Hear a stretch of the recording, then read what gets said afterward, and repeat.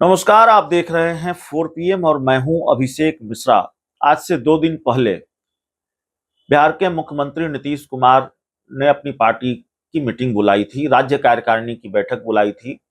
नीतीश कुमार की अध्यक्षता में, चूंकि वो पार्टी के राष्ट्रीय अध्यक्ष भी हैं, तो जाहिर तौर पर उनकी अध्यक्षता में जेडीयू की राज्य कार्यकारिणी की बैठक संपन्न हुई। बैठक में बहुत सारी चीजें निकलकर सामने आई, बैठक से बहुत सारे प्रस्ताव निकलकर सामने आए। हालांकि जिस खबर की उम्मीद जताई जा रही थी, जिस खबर को लेकर चर्चा थी, वो खबर आई नहीं, वो फैसला सामने नहीं आया।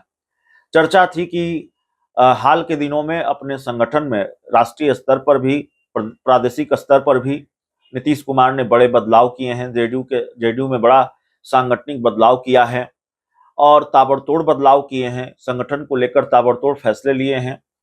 तो पार्टी की राज्य कार्यकारिणी की बैठक में एक और बड़ा फैसला संगठन को लेकर हो सकता है और शायद प्रदेश अध्यक्ष बदल दिए जाएं, पार्टी को नया प्रदेश अध्यक्ष मिल जाए। लेकिन ऐसा हुआ नहीं। कुछ प्रस्ताव पारित हुए। नीतीश कुमार ने मिशन 225 का लक्ष्य रखा कि 2025 में 225 सीटें जीतनी है। अब ये कहां से संभव है, ये तो नीतीश कुमार और जेडीयू के लोग ही बता सकते हैं। बिहार में 243 की संख्या है सीटों की, विधानसभा की, और 225 अगर एनडीए को ही जितवा देंगे नीतीश कुमार, तो बाकी पार्टियां क्या करेंगी। तो खैर, सिर्फ 225 की बात नहीं है। खबर यह है कि जेडीयू इस बात को लेकर अड़ गई है। जेडीयू ने पूरी तरह से अपना स्टैंड साफ कर दिया है बीजेपी के सामने कि हम 120 सीटों पर लड़ेंगे। 110 120 सीटों के आसपास जेडीयू चाहती है चुनाव लड़ना। 120 सीटों की डिमांड जेडीयू ने कर दी है कि भाई आधी सीट, तकरीबन आधी सीट हमको दे दीजिए, आधी सीट आप ले लीजिए। हम अपनी सीटों में से किसी सहयोगी को सीट नहीं देंगे। आपको जिनको देनी है, चिराग पासवान को आप चाहे जितनी सीट दे दीजिए, पशुपति पारस, उपेंद्र कुशवाहा और जीतन राम मांझी को चाहे आप जितनी सीट दे दीजिए। बंटवारा भाजपा जेडीयू के बीच होगा। इस तरह का फॉर्मूला या इस तरह की डिमांड जेडीयू की तरफ से रखी गई है। नीतीश कुमार जब दिल्ली गए थे तो उसमें भी ये बात निकल कर सामने आ रही है कि अपने करीबी नेताओं संजय झा, ललन सिंह के जरिए बीजेपी तक ये बात नीतीश कुमार ने पहुंचा दी है। अब नीतीश कुमार की दिल्ली यात्रा, उसके बाद जेडीयू की राज्य कार्यकारिणी की मीटिंग के बाद एनडीए में किस तरह की अफरा तफरी है, किस तरह की भागम भाग मची है, भगदड़ मची है, उसका अंदाजा इस बात से लगा लीजिए कि कल चिराग पासवान अमित शाह से मिलने पहुंचे और चिराग पासवान ने साफ किया कि विभिन्न राज्यों में होने वाले विधानसभा चुनाव को लेकर बातचीत हुई है। तो विभिन्न राज्यों में झारखंड तो बहुत बड़ा फैक्टर है नहीं चिराग पासवान के लिए।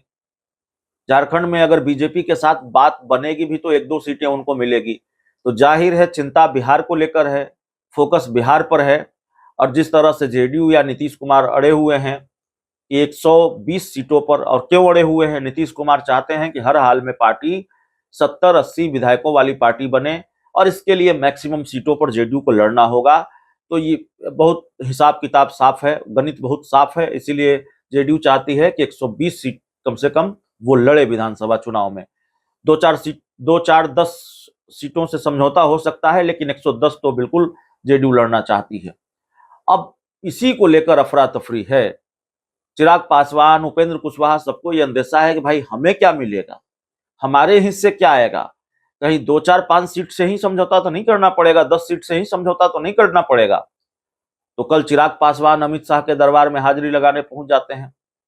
अमित शाह से उनकी मुलाकात होती है और कमाल देखिए कि आज उपेंद्र कुशवाहा अमित शाह से मिलने पहुंचते हैं। ऐसा लगता है जैसे अमित शाह से मिलने की होड़ लगी हुई है। कौन कौन मिल रहा है, कौन पहले मिल रहा है, कौन बाद में मिल रहा है, किसकी कितनी बात बन रही है। तो पहले चिराग, अब उपेंद्र कुशवाहा। तो अंदाजा लगा लीजिए भगदड़ की स्थिति है। भगदड़ से मेरा मतलब ये नहीं है कि उपेंद्र कुशवाहा और चिराग पासवान अभी एनडीए छोड़ रहे हैं, ये दावा हम अभी नहीं कर रहे हैं। भगदड़ से मतलब भागम भाग, भगदड़। और इसको इसलिए हम कह रहे हैं क्योंकि पटना से दिल्ली की दौड़ लगाई जा रही है। खैर, चिराग पासवान तो ज्यादातर दिल्ली में ही रहते हैं, तो अमित शाह से मिले। उपेंद्र कुशवाहा भी दिल्ली पहुंचे हैं, अमित शाह से मिले हैं।